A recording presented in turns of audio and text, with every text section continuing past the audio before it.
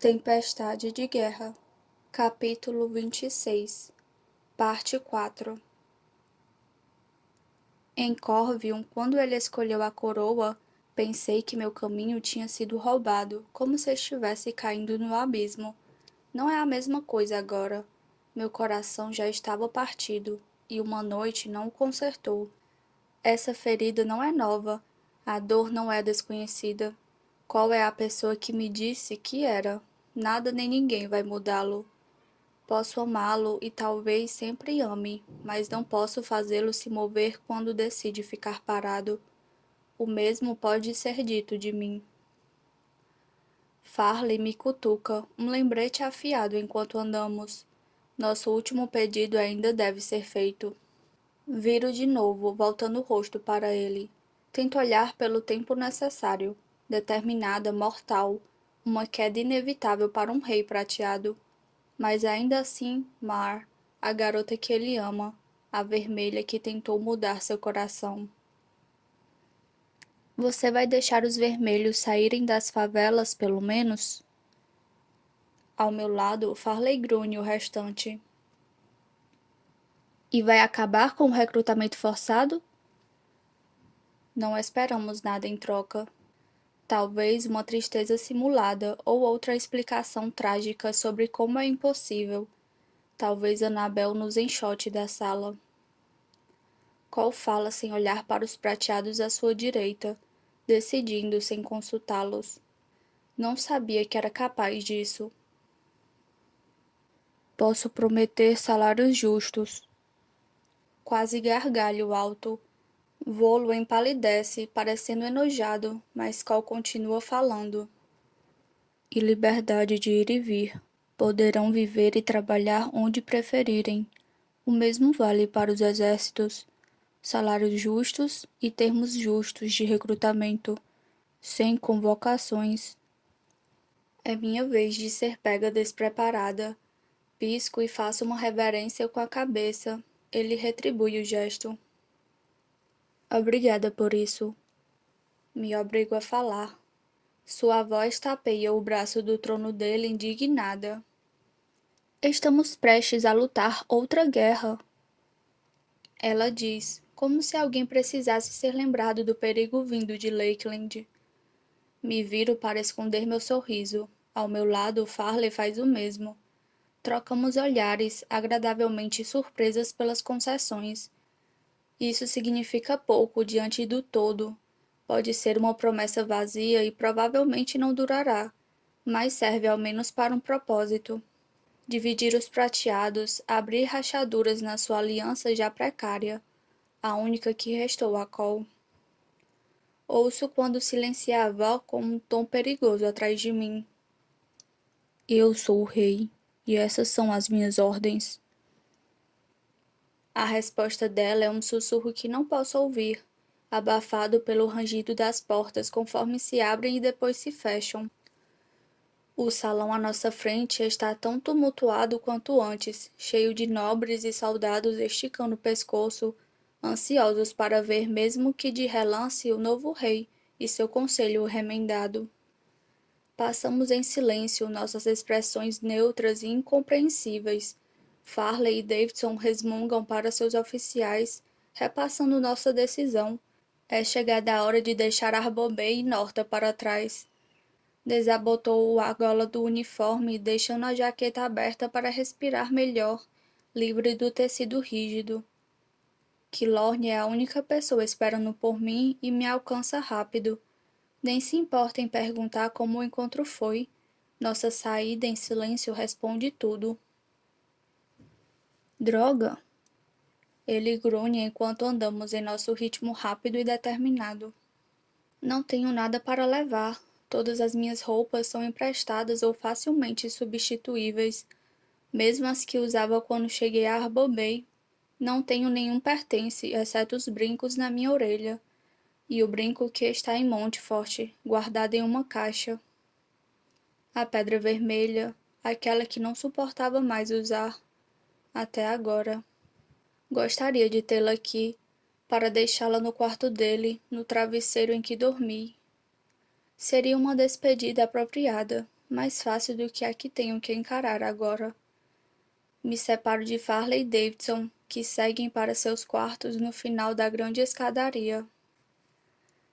Encontro vocês lá fora em alguns minutos, digo aos dois. Nenhum deles questiona minha decisão ou meu objetivo, me deixando ir como um aceno. Killorn hesita, aguardando um convite para me acompanhar, mas não vai receber um. Você também, não vou demorar. Seus olhos verdes se estreitam, duros como esmeraldas. Não deixe ele arruinar você. Ele já fez o que podia comigo, Killorn. Digo. Maeve não pode quebrar mais nada. A mentira o acalma o suficiente para se virar, convencido da minha segurança. Mas sempre há alguma coisa a ser quebrada. Os guardas à porta abrem caminho. Giro rápido a maçaneta do quarto dele para evitar perder a calma ou mudar de ideia. Não é uma cela, e sim um quarto escondido em um andar elevado, com vista para o mar. Sem cama, só com algumas cadeiras e um sofá comprido.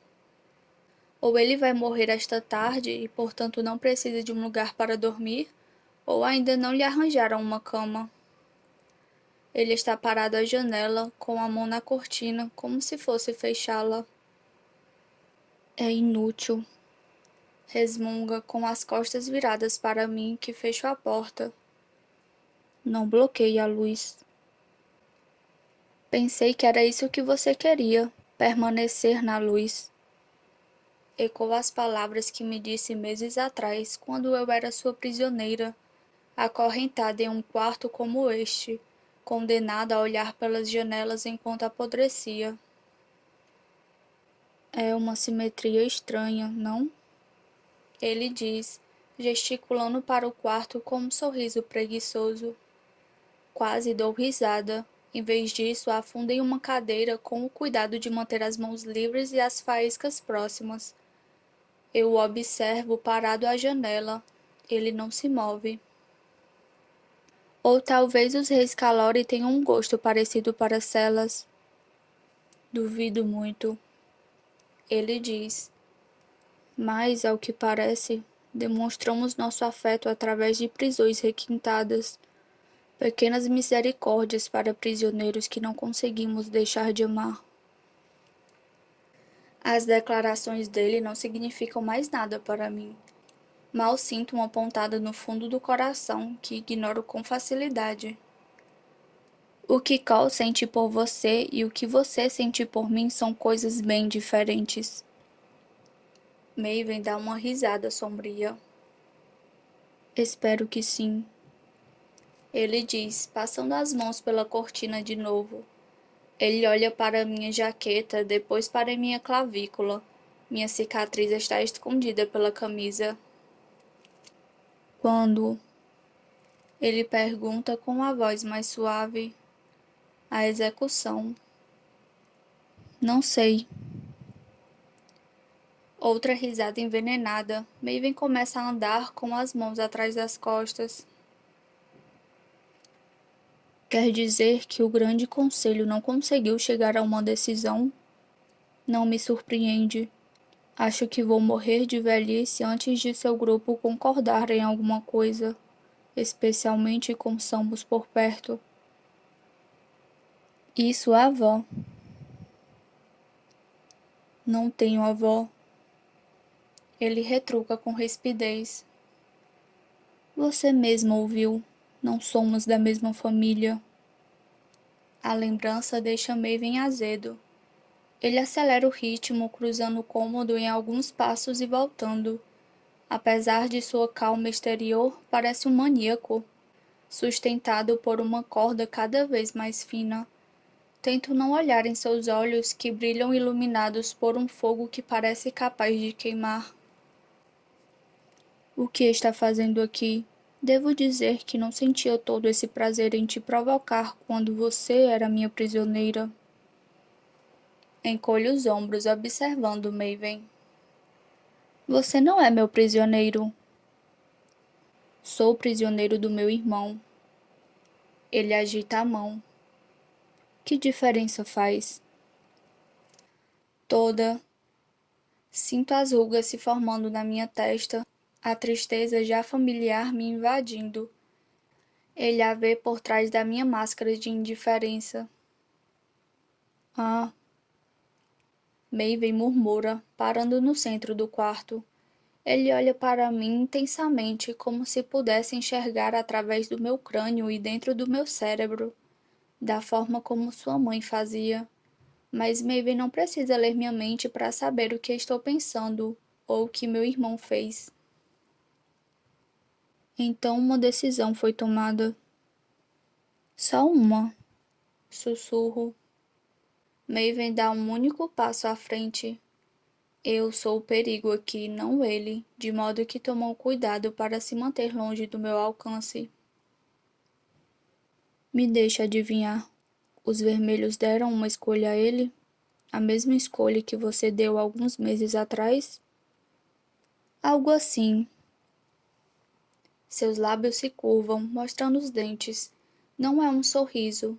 Ele não se diverte ao me ver com dor, física ou de outra natureza. Não foi uma surpresa, foi? Não. Muito bem. Eu já tinha avisado. Cole segue ordens. Vai cumprir os desejos do pai até o dia de sua morte. Ao falar, Maven quase parece pedir perdão pelo que o irmão se tornou, como se sentisse muito. Estou certa de que Cole compartilha desse sentimento. Ele nunca vai mudar, nem por você, nem por ninguém. Como Maven, não preciso de armas para machucar, só palavras. Isso não é verdade, digo, olhando diretamente nos olhos dele. Maven inclina a cabeça, estalando a língua como se eu fosse uma criança levando uma bronca.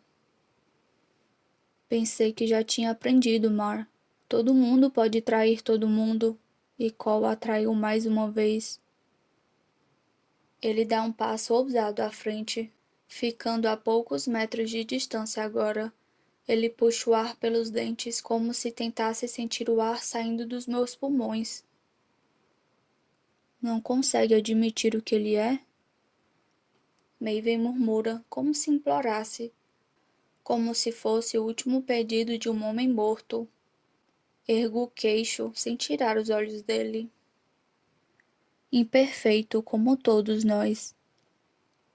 Seu deboche reverbera no fundo do meu peito. Cole é um rei prateado, um bruto, um covarde, uma pedra que nunca vai se mover ou mudar. Isso não é verdade, repito para mim mesma. Todos esses meses serviram de prova, e principalmente o que aconteceu há alguns minutos, quando Cole se decidiu, mesmo com a avó espreitando, salários justos, fim do recrutamento forçado, passos que parecem pequenos, mas que são gigantes. Mas ele está mudando, digo, com a minha voz firme e ponderada, provocando Maven. Ele empalidece, incapaz de se mover. Mais devagar do que precisamos, mas é visível. Posso ver uma prévia do que talvez se torne. Cole está virando outra pessoa. Abaixo os olhos, conforme as rachaduras na máscara de Maven começam a aparecer. Não espero que compreenda isso. Ele range os dentes furioso e um pouco confuso. Por quê? Porque nenhuma mudança que sofreu foi obra sua. As palavras afiadas como navalhas caem, cortando no caminho. Ele se retrai piscando rápido. Obrigado por me lembrar, diz. Estava precisando. Saco minha última lâmina, pronta para enfiar no fundo do coração dele, e talvez para fazê-lo sentir um pedacinho do que perdeu, mesmo que seja uma emoção fugaz. Sabia que Cole procurou por toda parte alguém que pudesse consertar você? Conto. A boca de Maven desaba e fecha. Ele parece procurar alguma coisa ardilosa ou inteligente a dizer, mas só consegue gaguejar. O quê? Em Monte Forte. Explico.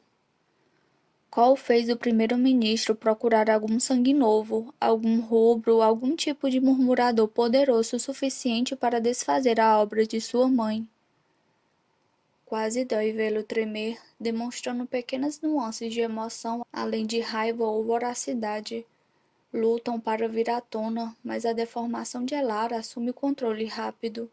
O rosto de Maven fica paralisado, sem forças enquanto continua ouvindo. Mas não existe ninguém assim, e mesmo se existisse, não dá para mudar o que você é.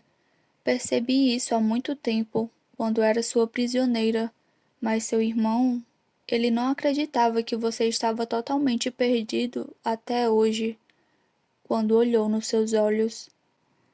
Lentamente, o rei caído se senta em uma cadeira oposta à minha. Ele estica as pernas e se afunda no assento, abandonando a coluna sempre ereta. Anestesiado, Maven passa a mão pelos cachos pretos. Seu cabelo é parecido com o de Cole, como o do pai deles. Ele fixa o olhar no teto, incapaz de falar. Imagino Maven na areia movediça, lutando para sair, travando uma batalha impossível contra a natureza que sua mãe lhe deu. Não adianta. Seu rosto enrijece de novo. Seus olhos se estreitam e gelam, fazendo tudo o que podem para ignorar o que seu coração quer sentir.